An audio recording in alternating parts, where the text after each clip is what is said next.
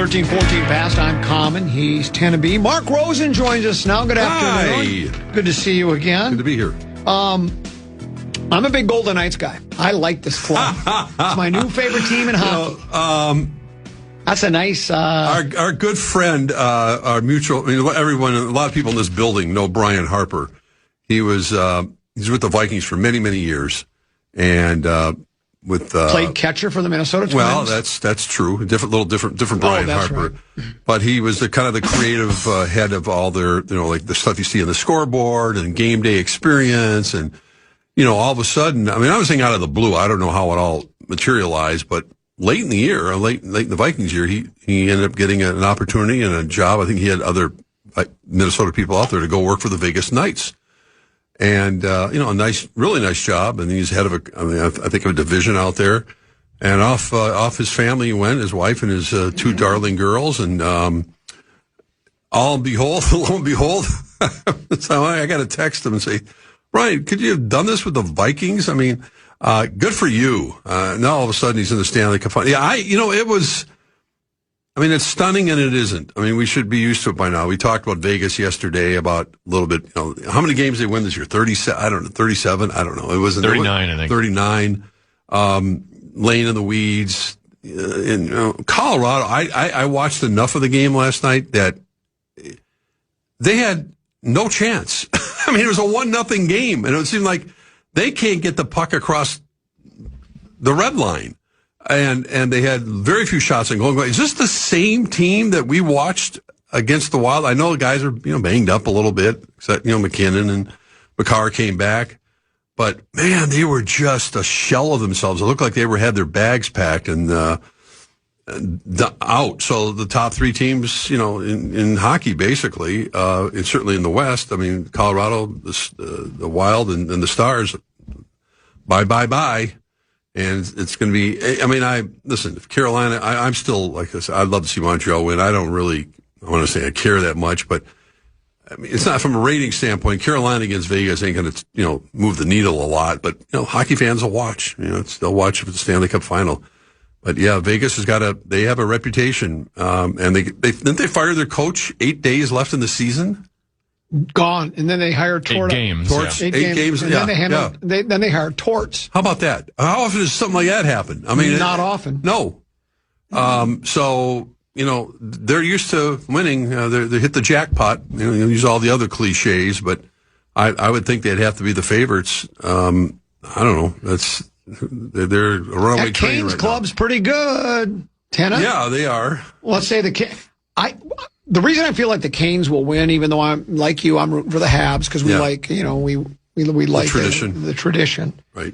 But the Habs get like 9 shots on goal a game. I know. So I just can't see them. But they've gone this far. Maybe they will. But Tennessee, do you have if you're going to handicap Hurricanes versus Habs, do you think the Canes with a 2-1 lead, do you think they'll win? I think the Carolina Hurricanes are the better team. But Montreal, throughout the playoffs, hasn't looked like the better team and wins games and wins series. They did against Tampa Bay when Tampa Bay only got 9 shots against Tampa Bay in Game 7 and won the game. They had times where they got just destroyed by Buffalo and then came back and won games. So I would not write them off, but I think Carolina's just got more depth. And if they were to win, who would you take between the Canes and the Golden Knights? I'm taking Vegas, no matter who comes out of the East. If you're Bill Guerin, and you're not, but if you were, and given the way the Wild dominated Vegas in their meetings, I think this year, I don't think they lost to them.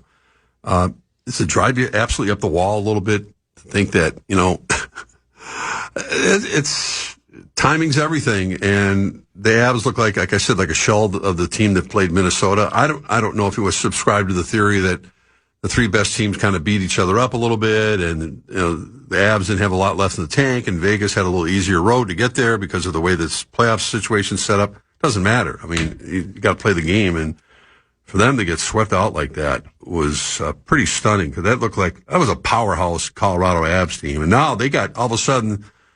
I've been reading all these accounts thinking, well, oh boy, all of a sudden they got old real fast. They got to deal with a lot of contract stuff. They got aging players. They got to make they're talking about firing the coach. I mean, you know how it goes the night after you get eliminated like that.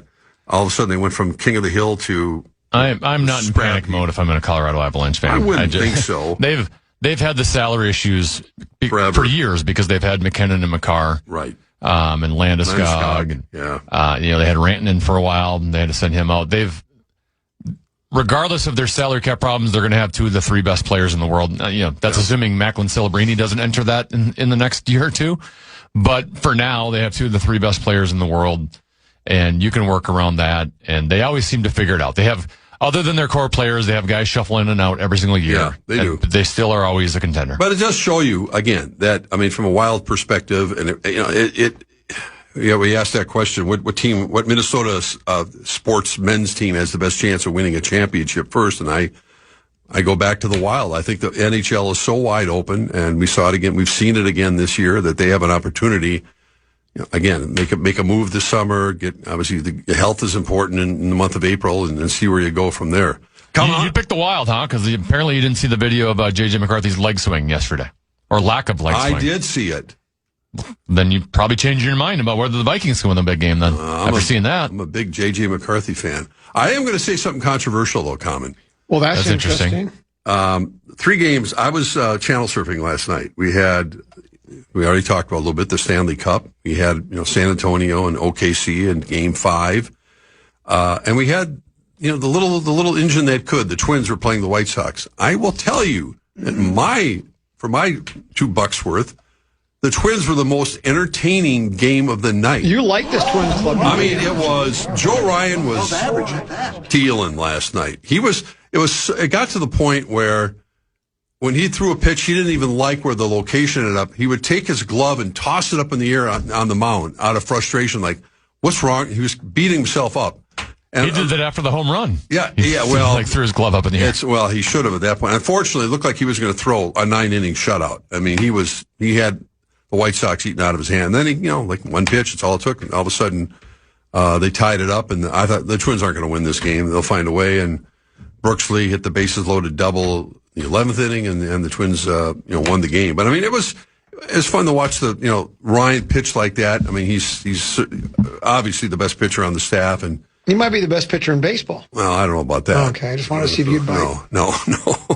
But I like the way he was still being, the cheerleader in the dugout afterwards. He wasn't moping. He wasn't, doing anything. Anyway, I just thought. Is Brooks Lee over third now? Yeah.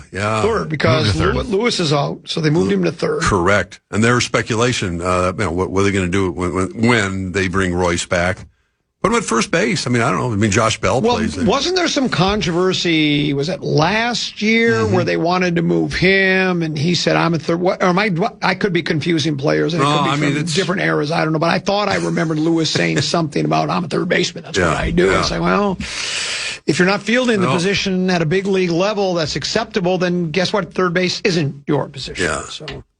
And Brooks Lee's turned into a really nice ball player. He's Mr. Clutch. I did not hear, I heard you guys talking about it earlier. I was watching, again, I was in and out. I was flipping around watching 3 different games. I did not hear the comment you guys, somebody sent in to say that Trevor Plouffe, who did the color commentary. Balk him in. Did he say I did not hear that. I'm saying I missed that. Okay. I must not have, I was not listening at the Intentional time. Balk him in to get him off the What was the score? Well, you don't want to distract the pitcher. I don't know.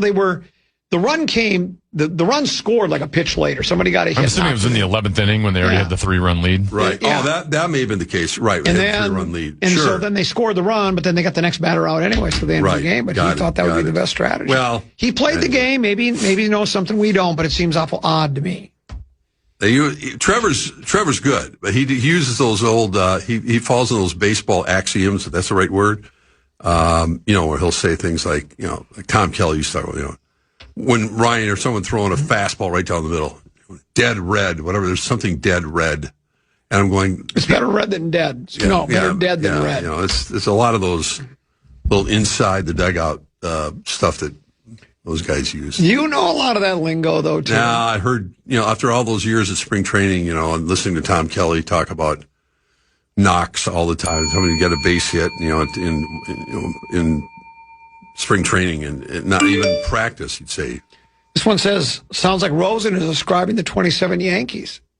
You're high on this Twins club, aren't you? No, listen. Here's what I'll say. and I understand how, and I've expressed my feelings about the poll ads and everything that's gone on. I understand that a lot of people aren't going to spend $1 going to the ballpark or maybe even investing in watching the team play on TV. 100% understand. I don't personally want to, I'm not, it's not the players' fault who are out there right now, playing the game and trying to at least put a representative team on the field. That's all I'll say. I mean, it doesn't mean it's going to take my enjoyment away from, like, because I'm watching Brooks Lee hit a bases clearing double in the 11th inning and watching Byron Buxton with a 100-yard sprint from first base almost catch the runner who was ahead of him.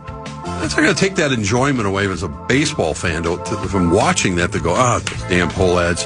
Yeah, it's just, I mean, I think you can do both. If you want to protest, protest. I mean, I still will say players are out there playing, and it's your choice if you want to watch the game or not. The legendary one, Mark Rosen, controversial as always. We'll break, we'll come back. More to go here on the Common Man program on The Fan.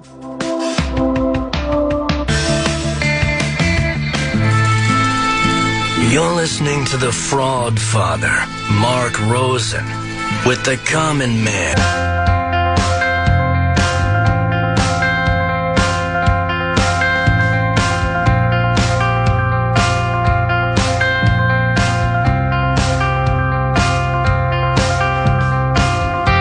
Couple 13-14 past. I'm Common. He's Tennessee. Mark Rosen here as well. Text messages accepted at the Bradshaw and Bryant KFAN text line. This one says FanGraph is still giving the Twins a 36% chance to make the playoffs. I think it's due to a pretty historically bad American League. Does Rosie think the Twins could still make the playoffs? Well, of course they can. I mean, I think, I'm getting back to the ownership, GM, et cetera,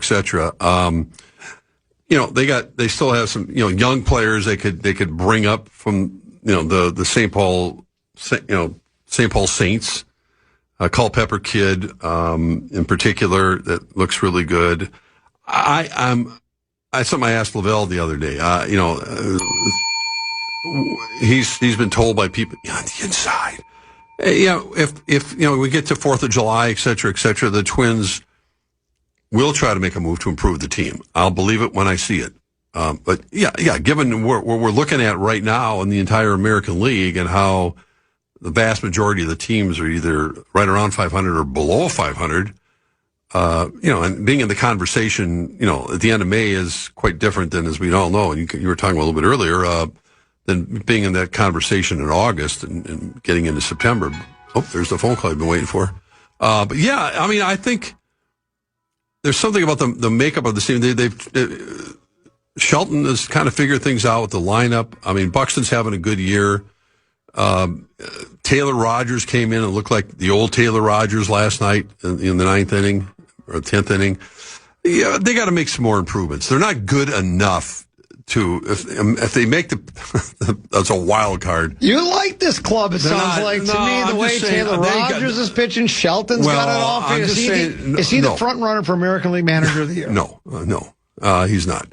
I'd say that Tampa Bay manager right now. How about that White Sox manager? Well, it's possible. I mean, they're playing good ball. I mean, it's kind of fun to watch, the White Sox, after disastrous seasons, kind of get, brush themselves off a little bit. And, seeing teams that normally you don't associate with even being semi-competitive. I mean, again, talking about most of these teams playing around 500. But, I mean, I'm anxious to see if the Twins will indeed, you're not going to make a blockbuster move, but they're, get a player that can help them. I mean, prove their bullpen that you basically trashed last year. I mean, Louis Varland would look pretty good on this team right now. But I don't know. I mean, I just, it's a day-by-day situation. I mean, losing Ryan Jeffers, that doesn't help. I mean, they got some catching, but he provided a lot of, power, a lot of zip to that lineup, and now he's gone for at least I think another month and a half. So I mean, it's because of the nature of where we are in the American League. I don't know if any other teams are going to run away with a wild card. They should be hanging around for a while, and I think they're getting a little bit better as time goes on right now. And again, when you look at what Joe Ryan's capable of doing, Taj Bradley, Ober. They have a better than decent, considering that Lopez, again, was lost right at the beginning of, like spring training. Their ace, they're kind of filling in the blanks a little bit and piecemealing this thing together for a little while. But no, I'm going to get carried away with it. Enough of the sports talk. Can we ask Rosie if you prefer sea bass or swordfish and why? Wow. I would probably say sea bass overall. I mean, I think it's got more flavor. Swordfish can be a little overcooked in a hurry. Really? I really don't eat swordfish very often. I don't ever get it at the store. I don't think I've even seen it at the grocery store. Maybe they get it once in a while, but sea bass is definitely more of my favorite. What about Arctic char? Yeah, it's good. I mean, I like a lot of different fish. We had salmon last night again, which is kind of our go-to fish. But yeah, I eat a lot of fish. It's really good for you. And a lot of it's got mercury. Well, a lot of mercury. I don't know. Itsy-bitsy pieces of mercury. I don't know if fish is as good for people as they say it is. I think we're going to find out. I'll take my chances. I think we're going to find out years later that. Well, I'm already here at years later. Well, I think that's what caused your knee issues. Oh, well. That's what I think it is. I think it's mercury poisoning from all that fish you're eating. Well, we'll find out at the end of June here. So I do chicken and I do a lot of chicken. We're doing chicken tonight. I do pork and I like beef. Sorry, I like red meat. I know red meat's supposed to be bad for you. No, not necessarily. No, it's not. I put a flank steak on the grill the other night and put our olive oil that we got in Italy on top of it. It was And you slice it up, small pieces. Gina from Bemidji wants to know, does Perkins serve Arctic char? I drove by a Perkins the other day, and I was tempted to stop in again? 100%. But no, I didn't have the time. I don't believe that I ever saw Arctic char on the Perkins menu. And they got a big menu, as we all know. They have a really big menu. That's the Perkins. That's where you used to. Who did we make fun of? The assistant coaches, offensive coordinators on the sidelines. What was the coach for the Childress used to have one. Childress had a Perkins menu. He had a Perkins menu. Other coaches. Who was the one offensive coordinator the Vikings had who had like a little? I don't know. I do know this. It had the tiny. When Deuce and I were watching Dan Campbell calling plays, he's staring at that call sheet, and I would look at the TV and say to Deuce, Dan, the answer ain't on that play sheet. They're in Chicago with Ben Johnson. He's got attached to his belt buckle, basically. Yeah, Ben's got. The answers aren't on that play sheet. We're not going to find them there. No. They're not there, Dan. The answers are in Chicago. I think the Bears are the favorite to win the division. So. Well, I saw a piece that says, one of those that says, one of those clickbait ones that says 5 division winners that might have the most trouble repeating. Yeah. And the Bears were on that list. Well, I'm sure that's not a stretch to say, given the balance in the NFC North. I think you can make an argument for pretty much every one of the teams that they could win the division. I mean, the Vikings won 9 games last year with basically no quarterback play. This CBSSports.com story, who do you think they call Chicago's the biggest threat to Chicago winning the division? The biggest threat to Chicago? Yeah. I'd probably say the Packers. They say the Roar. Really? They say the Kitties. Okay. Oh, it's says after a breakout season in 2025 during Benny Johnson's first year as coach, the Bears now have the 3rd best odds to win the NFC North in 2026. Wow. They're looking up at both the Detroit Lions, the betting favorite, and the Green Bay Packers at plus 205. This is in part because of the road that has been laid out for Chicago for the 2026 season. If you look at their strength of schedule, 2025 combined win percentage, the Bears have the toughest schedule in the NFL. Wow. If you want to go with strength of schedule based on projected win totals, it's the 6th toughest. So it's a daunting schedule no matter how you slice it. The lone feather in their cap for the 2026 schedule is they won't have to travel much, logging the 3rd fewest travel miles in the NFL. No European trips. Yeah. So they're tracking those miles step by step. There's absolutely a scenario that Caleb Williams continues to ascend and Chicago simply overcomes a tough schedule en route to his 2nd division title. However, their main threat, the Lions, have the easiest strength of schedule, projected win totals, in the NFL next season. That means their win total could be inflated by playing a last-place schedule, which should have the Bears a little nervous given the talent on their roster. Yeah, and those guys, I try to take those with a grain of salt because it's all based on last year, of course, and as we all know, rosters change dramatically. You never know how teams are going to respond. There's always a surprise or two. So the strength of schedule sounds good, or a lack of, you have an easier schedule than other teams doesn't really matter. I don't think a lot when it's all said and done, because teams rise up and teams get hurt. As they say, not who you play, it's when you play them. And, I don't know. I just think it's going to be a wide open race. I have a question I want you to ponder as we go to break, and you come to the answer after. Would you trade Wembanyama for SGA? We'll take a break. We'll come back and see what Rosen has to say about that. It's the final segment of the Grum here on a Wet Blanket Wednesday with Common, Tenneby, and Mark Rosen here on The Fan.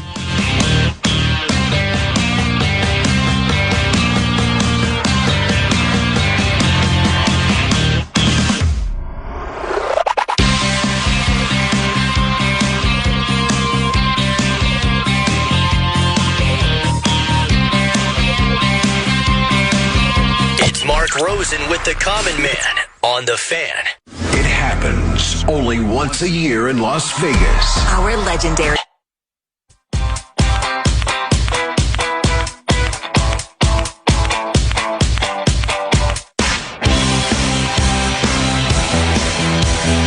Couple 13-14 past. I'm Common, East Tenneby, Mark Rosen here as well. Received an email from Chad, longtime listener. He says, Common, my father Mark has been going through a difficult time with his health recently and had another procedure the other day. The highlight of his day is tuning into the Grum from noon to 3, especially when Rosie joins. Aww. If it's possible to give him a shout-out, I know it would really lift his spirits. Well, here's a shout-out to Mark. Godspeed. Hey, Mark, hope you get well man, soon. We've got our fingers and toes crossed for you, my friend. Here's a take care of yourself. Here's a couple of other text messages that came in. It says, swordfish contains mercury, which is a neurotoxin and can damage your brain and nervous system. Be careful, Rosie. I don't eat it very often. I mean, it's kind of a running all the joke. Time. Not swordfish. I don't think I've ever bought swordfish at the store. I would think Rosen would eat more pufferfish since they have a lot in common. Pufferfish can backpedal through the water with specially designed pectoral fins, and they're both full of hot air. This one says Rosie's going to turn into a fish with how much seafood he eats, which will complement his flopping and slithering out of bad sports takes when he gets called out. And there's this one, that fish Rosen has been eating has more mercury in it than a Queen album. Wow. Hey-o! Now, I know that sounds like Maury Amsterdam guy, but it was Larry Mondello. Larry Mondello guy. Larry Mondello guy obviously hasn't eaten much That fish. explains why I didn't laugh. Wait, hold on. See, there's no laughing matter out at Otis. What's going on out there, Tim? You have a couple of quotes? We're just going to a couple quotes. Yeah, I'm gonna start with the Alex Lewis tweets, and then I'll try to move on over to the Alec. Did I say Alex? I'm sorry, Alec. Did I say that? I apologize. I know it's Alec. I must have just mispronounced. Yeah, I use both. Well, if I said it wrong, I want to pronounce it right. Well, but sometimes I call him Alex, and then other times I call him Alec. Well, because we're tight. We got a good vibe with him. Then I'll move on to the Seifert tweets, but. Alec writes, Vikings quarterback J.J. McCarthy on his relationship thus far with Kyler Murray, quote, it's just like two guys in a classroom. He sits on one side and I sit on the other side. It's the coach's responsibility to teach us and coach us. That's an honest answer. I was going to say, hey, listen, we're all rowing the same boat, et cetera, et cetera. Kyler Murray describing his relationship with J.J., quote, it's been great. Obviously, he's a younger guy, so any way I can help him. I feel like I played 7 years going on 8. I'm considered a veteran, even though I don't see myself as that, giving him any knowledge he needs. Let me just move over to Seifert while you guys discuss. I wonder what Seif has to say. He's covering it like a blanket. He's right there. This is going to be an ongoing, not saying controversy. Oh, it's anything about the Vikings. Well, it's always been controversial, but asking the respective quarterbacks about the other guy, I mean, Murray says it, listen, I've been in the league 7-8 years. That's sort of saying I've been around the block. Well, why don't they ask Carson Wentz? I mean, he's been around longer. Seifert just added a couple. McCarthy, on if there is awkwardness in the quarterback room, quote, awkwardness. It's just like the same feeling when you're in high school and there's another person on the other side of the room. That's just kind of how it is. I wouldn't say there's any awkwardness. So he really went to that side of the room comment again. Kyler Murray said his time with McCarthy has been great. Added, we're both competitors, and I know we both want what's best for the team. Well, what else? I feel like JJ's comments are a little, I don't know. JJ doesn't have as much of a filter yet. He's still young, and we know that. I mean, with the whole 9-bit and everything, he's, I don't know. It's kind of a... It's an original thought. It's like being in the same classroom, the other guy on the other side of the room. That's true. I mean, that's actually a pretty good analogy. You saw the video. What do you think of Kyler Murray's violent leg, what is it, leg twist, Tennessee? What do we call it? Seen it for years. Leg swing. Leg swing. Seen it for years. Very violent, and it looks like McCarthy has fixed his. Well, we're talking about practice. Do we have to work on the mechanics of Kyler Murray now? I think he's constantly working on them.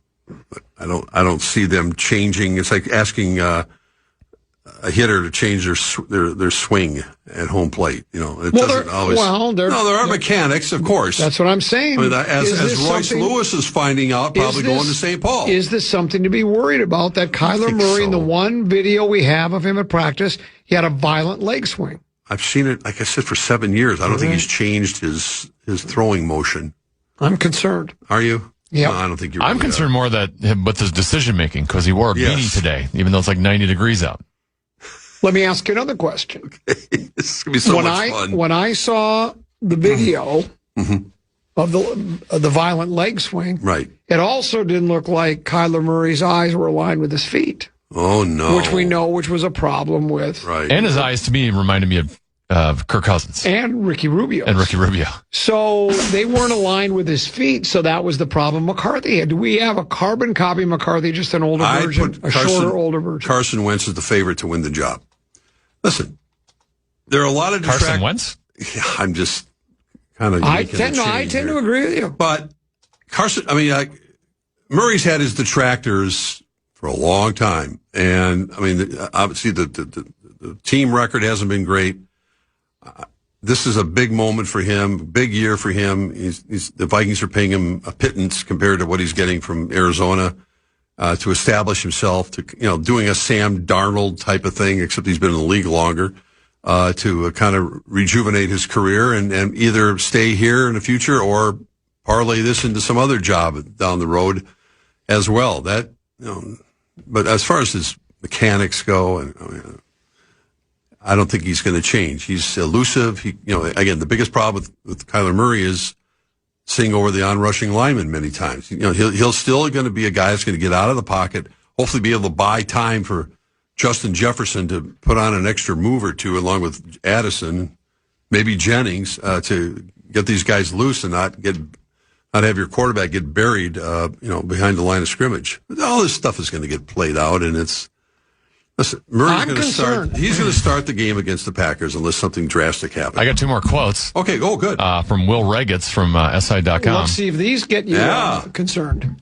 J.J. McCarthy on his reaction to the Vikings signing Kyler Murray. Quote, the organization made a decision that they feel is going to improve the depth and quality of the room. They feel like they made that decision. All I'm thinking about is continuing the upward trajectory that I set for myself last season, that last quarter of the season, and continuing to be the best version of me every single day. Kyler Murray and the Vikings weapons said, quote, I don't know how you can't love that wide receiver room.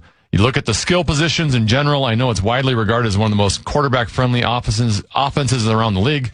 I'm happy to be here. I'm looking around. It's kind of an embarrassment of riches around here. It's an embarrassment of riches. So, how often has that been said about the Vikings?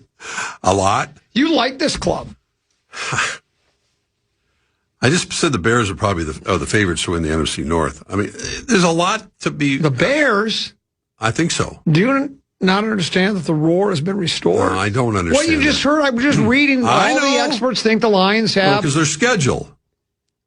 I don't buy into that, because I think that's all... I think it's all false flags many times, because there's always a couple teams that surprise you and other teams that were on top of the heap, and then they fall down to 500. So, no, we're going to kick out of it. We're the end of May, and because Oda's started, that we're going to have these quarterback quotes, and it's supposed to read into them somehow, some way. Well, here's what's more concerning. They're sitting on opposite sides of the classroom. Why aren't they side by side? By the way, the Bears in all the Vegas sports books are third. I know. To win the division. You just said they were the favorite. Well, I'm picking them to win it. I didn't say they were the favorite. I mean, I'm Lions are favored. That's correct. Well, do you know? Oh no, that's from last year. I'm sorry. It's this year. What do you think? What do you think of Lions now? Now, Okay. what do you think? I can't imagine the Bears would be third. There's no reason why they would drop to third. Well, according now, I'm on a different website. It's Really? 2026. Yeah. What are they saying? DraftKings, FanDuel, BetMGM all have the Lions favored. That's what I'm telling you. Packers second, Bears third, Wow. Vikings fourth. Vikings fourth. You can doubt the Kitties all you want. It sounds like you are too. Well, they're skilled positions. They're still, elite. I just War don't, 7 restored. it's What do you think of that? can't wait for spread swing. What do you think of the Lions now? Yeah, Well, what do you think of the Lions now? not a lot. What do you think of the Lions now? That window, that sound you hear is a window slamming shut. So Deuce has I know. on his wheel cover. He's got a for his Jeep on the spare tires. He got one of those Lions Oh, covers. does he really? So he was up in Brainerd with it, and I come into the love room. I come up in the room and I go, "You're not going to believe this." He goes, "What's that?" He goes, "There's some rube here staying in the same place where he's got his Lions cover on his Jeep. What a complete clown! Or does he think that team is any good?" So that was a running gag throughout our stay. Yeah. After we couldn't find then. That's good. So then when we were leaving, we went to have breakfast, and there was only one other. There was Deuce, myself, and Potato sitting at a table. There was another couple over at the other side, and I looked at her and said, "That must be the Lions fan." Man. That's comedy, Mark. Maybe it's just it's too cerebral for. No, I understand your comedy. I've been around you long Yeah, I enough. figured you did. Yeah. Let me ask you a question. Okay. Would you trade Victor Wembanyama for SGA? Probably not. The reason I say that is because Wemby is there's no one like him in the game, and the SGA we know what his skill set's like, and he's still young, and he's on top of the mountain, 2 MVP years in a row. But I look at Wemby and I think to myself, 3 years from now, 2 years from now, 3 years from now, 4 years from now, if he continues to be motivated, and I don't see any reason why, as he grows into that massive frame of his skill set is unlike anything I've ever seen. And last night was an awful night for him. I mean, he shot, I think, took 15 shots. He shot 15 times in the first half of the game before that. And he didn't seem to be real aggressive on the boards. They got to get him to the basket. I mean, he's out. I mean, that's coaching too. You can't have him hanging around the free throw line. I mean, he's 7'5". And I know, they double him, and Holmgren's there, and Hartenstein. Holmgren was really good last night. He was. It was his really good last night. best game of the playoffs, no doubt about it. But Wemby didn't talk to the media afterwards. People are kind of making a big deal about that. I mean, because it's the playoffs, and he's supposed to talk. Well, you're supposed to talk. Well, I mean, Face it. Face the music. Yeah, I wish I had $1, as they say, for every time a Viking player or other players that want to talk after a game or Face the music. so he got his hands slapped. They just were very disappointing last night. I'm surprised. Now, you can't count on you got to win a game again there. And I go back home for Game 6, and that's not a shoe in at all. I think OKC is just a little bit better team. They look more ready to defend their championship, and they're motivated. It's a hell of a club. They are very good, and I don't know what. Man, OKC, they're jacking up threes all the time, and they're not getting the shots that they want. I just don't. Do you think it's over? No, I mean I think they could still win Game 6, but I don't. Well, see I mean, you think the series though? Do you think OKC? I think wins? OKC is going to play the Knicks in the championship. Yes, I think they got too much. Then who do you depth. like? Alex Knicks Caruso. Who do you like? Knicks or Spurs? Spurs. Really? I think it'll be a long series, but I mean Knicks or Thunder because you like. Thunder. Or Thunder. Yeah. No, I mean I think the champs are. I mean I don't think the Knicks have. Here's a stat for you, run Mark. through the East. They haven't played anybody near the capabilities of Here's a stat for you, Mark. OKC. The Knickerbockers are plus 262 during their 11-game win streak. That's best in any 11-game span in NBA history. Listen, in NBA history. I think it's wonderful. But look at the competition they played.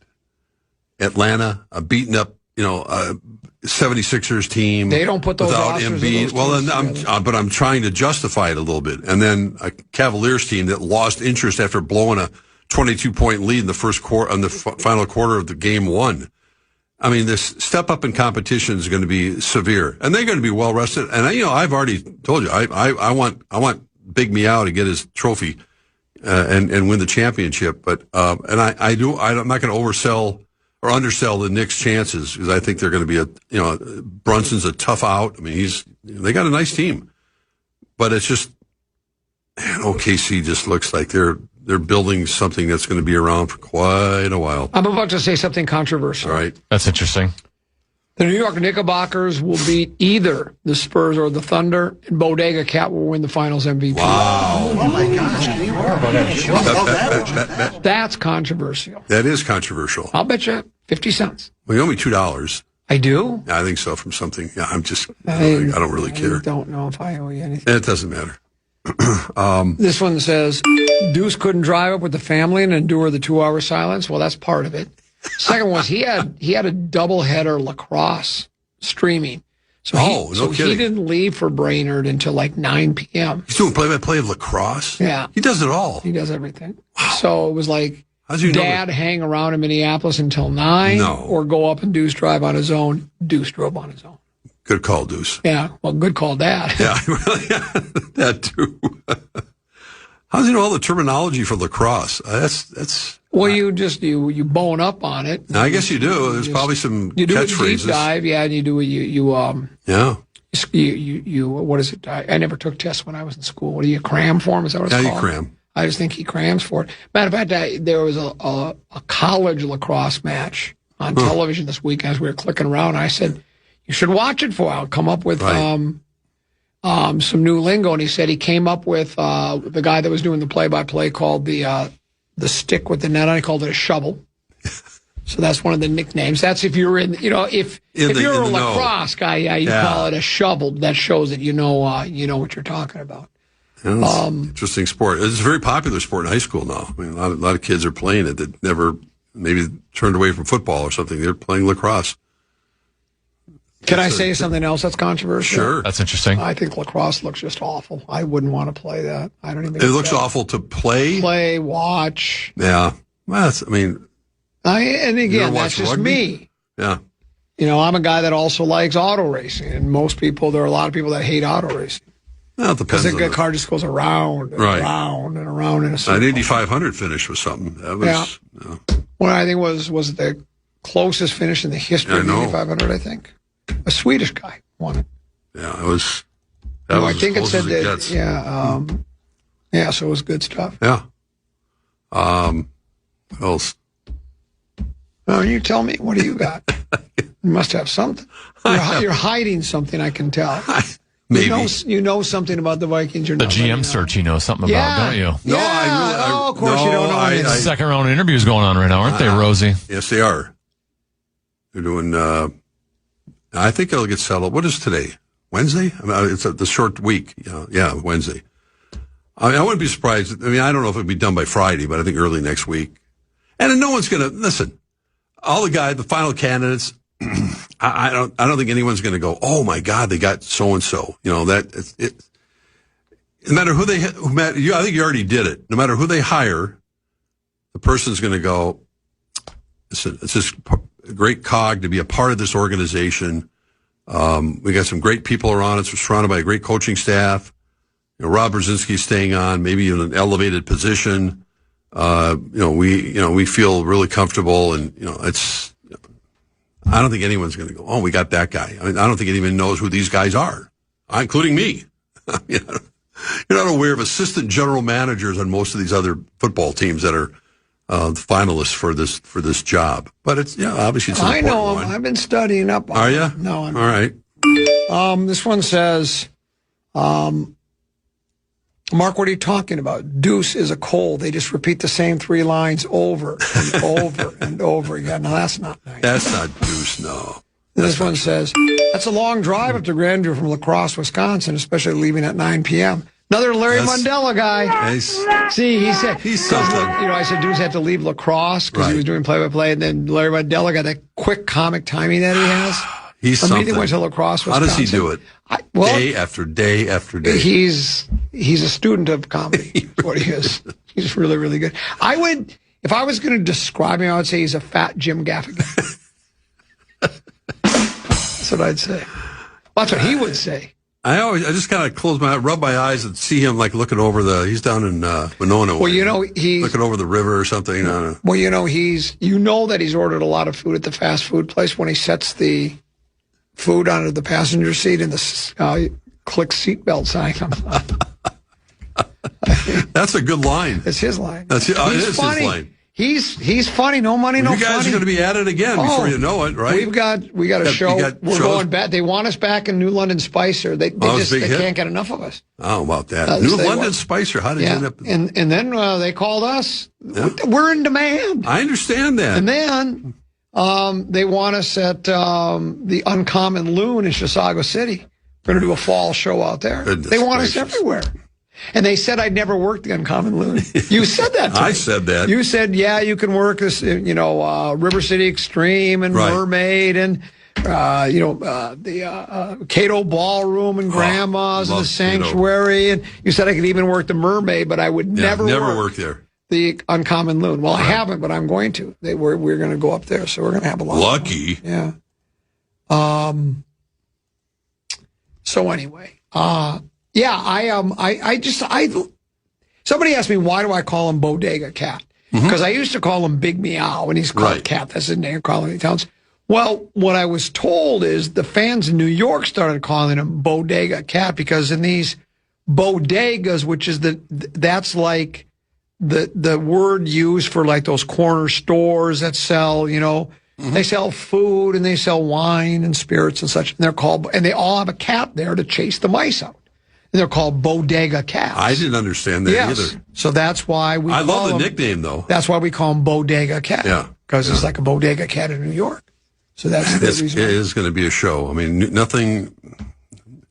It's been a long wait for those New York fans. And obviously, they have to open up on the road. It's been a long wait for Bodega Cat, too. He's not been to a finals before. He's been to a conference finals, but he's never been to an NBA Finals, and this is his first opportunity. No longer wait than what we've experienced here in this state, so I wouldn't get too... Well, I'm just saying it's been a long wait. It's just been a long wait for him, and that's why it's the old... Nothing's promised to the best players in the league. I mean, look at Barkley never won a world championship. He gets teased by Kenny the Jet and Shaq all the time on their NBA show. Aware of that. But, Big Meow's been in the league. Is this 8, 9, 10 years, whatever it is? Crazy. Think about and this is his first trip to the NBA Finals. Yeah. June 3rd starts. Yeah. Good night. Yep. Bodega Cat. So you're off now? What are you going to do? Take a nap or what are you going to